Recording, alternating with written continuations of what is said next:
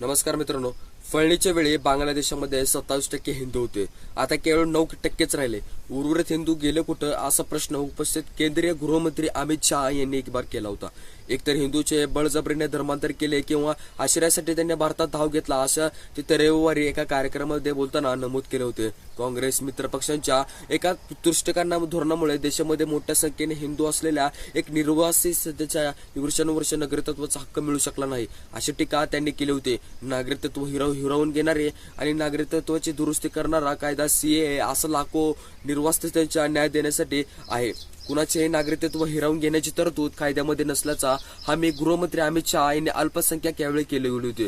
गुजरातमधील 188 हिंदूंना निर्वासितांचा रहिवासी प्रमाणपत्राचं वाटप करण्यासाठी आयोजित कार्यक्रमामध्ये गृहमंत्री अमित शहा यांनी केले होते. यावेळी न्यायाच्या प्रतीक्षेमध्ये शेजारी देशामध्ये केवळ हिंदू, जैन, बुद्ध असे सर्व अनेकांचा छळ होता राहिला.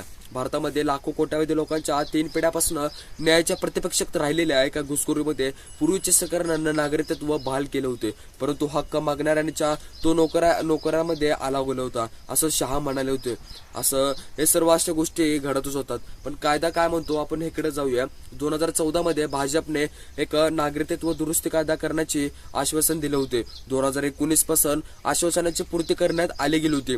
यावेळी कोट्यवधीचे हिंदू, जैन, बुद्ध, शीख लोकांना न्याय मिळाला होता. पण कायदा नागरिकत्व देण्यासाठी नागरिकत्व काढून घेण्याची तरतूदच कायद्यातच आली गेली होती, पण यावेळी कायद्यातच नव्हती. असं हे गोष्टी घडत असताना असं हे संपूर्ण एवढी तुम्हाला माहिती मी सांगितलो. तर व्हिडिओ कसा वाटला? व्हिडिओ आवडल्यास व्हिडिओ लाईक करा, अजिबात विसरू नका. भेटूया नवीन व्हिडिओमध्ये. तोपर्यंत बाय.